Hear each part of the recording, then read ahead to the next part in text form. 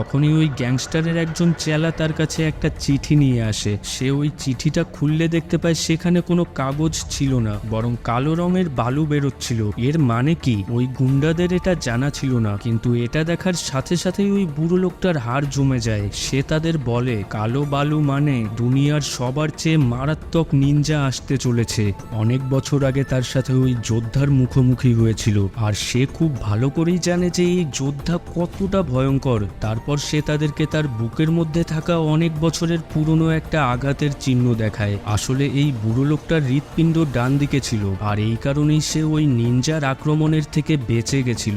এসব শুনে ওই গুন্ডার দল তার উপরে হাসতে শুরু করে, কিন্তু তখনই একজন গুন্ডার শরীর থেকে মাথা আলাদা হয়ে যায়। এটা দেখে ওখানকার সবাই ভয় পেয়ে যায়। তখনই উপর থেকে একটা তার নিচে আসে আর একজন গুন্ডাকে ওপরে টেনে নেয়, কিন্তু সে যখন নিচে ফিরে আসে তখন তার শরীর একদম ছিন্ন বিচ্ছিন্ন হয়ে গেছিল। এই নিনজা সবসময় অন্ধকারে থেকে আক্রমণ করত, আর মুহূর্তের মধ্যেই সে ওখানে রক্তের নদী বইয়ে দেয়। এসব দেখে ওই গ্যাংস্টার খুবই ঘাবড়ে গেছিল। সে চিৎকার করে তাকে বলে, আমাকে মেরো না, তারা তোমাকে যা দিয়েছে আমি তোমাকে তার ডবল ও ট্রিপলও দিতে রাজি আছি। চাইলে তুমি আমার সব কিছু নিয়ে নাও, কিন্তু আমাকে প্লিজ ছেড়ে দাও। কিন্তু তখনই তার মুখ সারা জীবনের মতো বন্ধ হয়ে যায়। তারপর সবাই মারা যাওয়ার পর ওই নিনজা অন্ধকার থেকে বাইরে বের হয়। এরপর আমরা জাপানের ওজুনু গোষ্ঠীর কাহিনী জানতে পারি। এটাই ছিল ওই মারাত্মক নিনজার গোষ্ঠী, যাদের সর্দারের নাম ছিল লর্ড ওজুনু। এরা সম্পূর্ণ দুনিয়া থেকে ছোট ছোট বাচ্চা একত্রিত করে আর কড়া ট্রেনিং দিয়ে তাদেরকে নিনজা বানায়। এই নিনজাদের ব্যাপারে দুনিয়ার সব বড় বড় লোকেরা জানতো, কিন্তু সাধারণ লোকেদের এর ব্যাপারে কোনো ধারণাই ছিল না। কেউ চাইলে এদেরকে 100 কেজি সোনা দিয়ে যাকে তাকে খুন করাতে পারে। ওজুনু গোষ্ঠী কয়েক শতাব্দী থেকে অন্ধকারেই কাজ করে আসছে। এমনটা বলা হয় যে রাশিয়ার প্রেসিডেন্ট এবং জাপানের প্রধানমন্ত্রীর মৃত্যুর পেছনেও এদেরই হাত ছিল। একদিন লর্ড ওজুনু রাইজো নামের একটি বাচ্চা ছেলেকে এখানে নিয়ে আসে। তার মা বাবা তাকে অনাথ ছেড়ে দিয়েছিল, তাই লর্ড ওজুনু তাকে এখানে নিয়ে আসে। ওজুনুর এমনটা মনে হচ্ছিল যে ভবিষ্যতে এই ছেলেটাই এই গোষ্ঠীর সর্দার হবে, আর এই কারণেই তার কঠোর ট্রেনিং শুরু হয়। তার 10 বছর বয়স হতে হতেই তার শরীরে অনেকগুলো আঘাতের চিহ্ন হয়ে গেছিল, যেগুলো সে তার ভুলের শাস্তি হিসাবে পেয়েছিল। তাদের মতে একজন নিনজার সবসময় লুকিয়ে থাকা উচিত। এই জন্য রাইজোকে কাঠের তৈরি মেঝের ওপরে হাঁটতে দেওয়া হতো, আর ওখানে হাঁটার সময় যদি ভুল করেও একটুও আওয়াজ হয় তাহলে ওজুনু লাঠি দিয়ে তার পায়ের মধ্যে খুব জোরে আঘাত করত।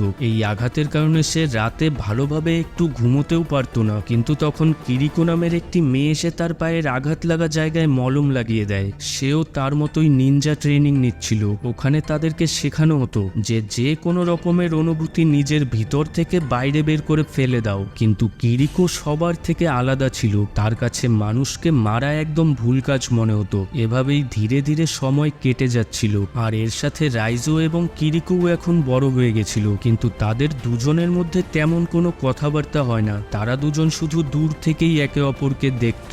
রাইজো এখন ওজুনু গোষ্ঠীর সবার থেকে মারাত্মক ও যোগ্য নিনজা হয়ে গেছিল, কিন্তু একদিন সে তার সিনিয়র টাকেসির সাথে মোকাবিলা করার সময় হেরে যায়, কেননা টাকেসি তার উপরে প্রতারণা করে আক্রমণ করেছিল। কিন্তু ওজুনু তাকে বাঁচানোর বদলে উল্টো আরো তাকেই কমজোর বলে অপমান করে। এর সাথে সে তার আঙুল দিয়ে রাইজোর পেটে একটা মারাত্মক প্রহার করে, আর বেচারা রাইজো তার ব্যথায় গোঙাতে থাকে। পরের দিন সকালে ওজুনু দেখে রাইজো এরপরেও তার ট্রেনিং এর জন্য প্রস্তুত ছিল। তার এমন মনোযোগ দেখে ওজুনু খুব খুশি হয়, আর খুব তাড়াতাড়ি রাইজো তার সব বিরোধীদের চোখ বন্ধ করেই হারিয়ে দেয়। কিন্তু কিরিকোর এখনো ওখানকার মারামারি একদমই পছন্দ না। রাইজো তাকে সব সময় এটা বোঝাতো যে যদি এই ব্যাপারটা ওজুনু জানতে পারে তাহলে সে কিরিকোর হৃদয় বাইরে বের করে ফেলবে। কিন্তু কিরিকো তাকে বলে, কিন্তু আমার হৃদয় তো তোমার কাছে আছে, তো কিভাবে এটা কেউ বের করবে?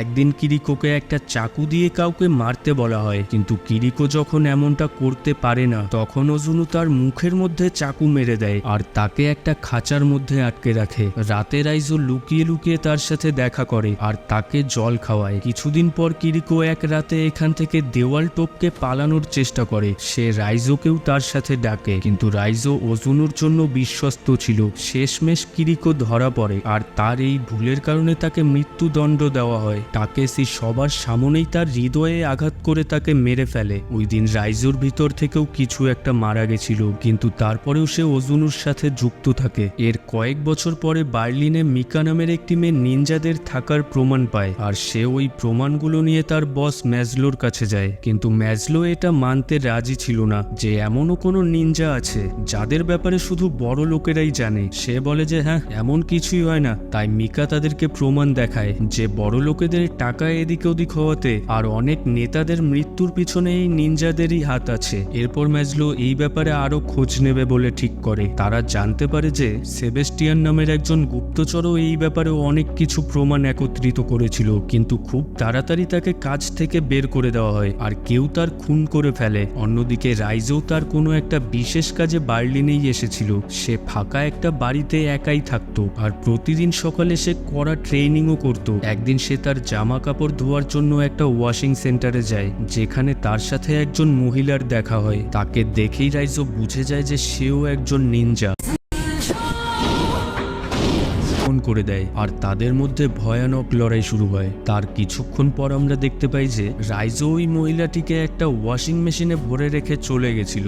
অন্যদিকে মিকা ওই গুপ্তচরের স্ত্রীর সাথে দেখা করতে যায়, যাকে নিনজার ওই প্রমাণগুলো খুঁজে পাওয়ার জন্য মেরে ফেলা হয়েছিল। ওই মহিলা তাকে বলে যে এমনিতে তো তার স্বামী অনেক সাহসী ছিল, কিন্তু ওই ঘটনার পর সে এতটা ভয় পেয়ে গেছিল যে বাড়ির সবগুলো দরজা জানালায় কমসে কম 2-3টে করে তালা লাগিয়ে রাখতো। আর এর সাথে সে বাড়ির প্রত্যেকটা কোণায় আলোর ব্যবস্থা করে রেখেছিল। সে কোথাও কোনো ছায়া বা অন্ধকারের জায়গায় রাখেনি, যাতে কোনো দিক থেকে কোনো নিনজা না চলে আসে। পরের দিন মিকার অফিসে একজন অফিসার আসে, কেননা সে এমন একটা কাজে তার মাথা খাটাচ্ছিল যেটা তাদের জন্য তেমন কোনো কাজেরই ছিল না। ওই রাতে মিকা খুবই সাবধানে তার বাড়িতে ফেরে, কিন্তু সে দেখে যে তার বাড়ির সম্পূর্ণ এলাকাতেই কারেন্ট নেই। সে অন্ধকারের মধ্যেই তার ঘরে ঢোকে, আর ঠিক ওই সময়ই তার উপরে একজন নিনজা হামলা করে দেয়। কিন্তু চিন্তার বিষয় এই যে অন্য আরেকজন নিনজা এসে তার প্রাণ বাঁচায়, আর এর সাথে সে ওখানকার অন্য সব নিনজাদের মেরে ফেলে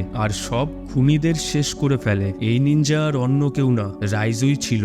আমরা দেখতে পাই যে এর আগের একটা মিশনে রাইজো তার সব রাগ ঝেড়ে ফেলে আর খুবই নির্মমভাবে ওই লোকটার প্রাণ নিয়ে নেয়। এই মিশনের পরে সে অন্যান্য নিনজাদের সাথে দেখা করার জন্য ছাদে যায়। ওখানে লর্ড ওজুনু বলে তার রাইজোর কথা ভেবে নিজের প্রতি গর্ব হয়, কিন্তু অচানক রাইজো লর্ড ওজুনুর ওপরে হামলা করে দেয় আর ওজুনুর চোখের সাথে সাথে তার মুখ চিরে ফেলে। ওখানে থাকা অন্যান্য সব নিনজারা তাদের লিডারের ওপরে আক্রমণ করতে দেখে তারাও রাইজোর ওপরে আক্রমণ করে দেয়, আর এতজন নিনজা মিলে একসাথে আক্রমণ করে রাইজোকে খুবই ঘায়েল করে ফেলে আর তাকে ওই বিল্ডিং এর ছাদ থেকে নিচে ফেলে দেয়। কিন্তু তার সৌভাগ্যক্রমে সে জলের মধ্যে পড়ে বেঁচে যায়। আর ওই দিনের পর থেকে রাইজো নিনজাদের বিরুদ্ধে কাজ করা শুরু করে দেয় আর তাদের প্রত্যেকটা মিশন ভুন্ডুল করে দিতে থাকে। সে মিকার প্রাণও এই জন্যই বাঁচিয়েছিল।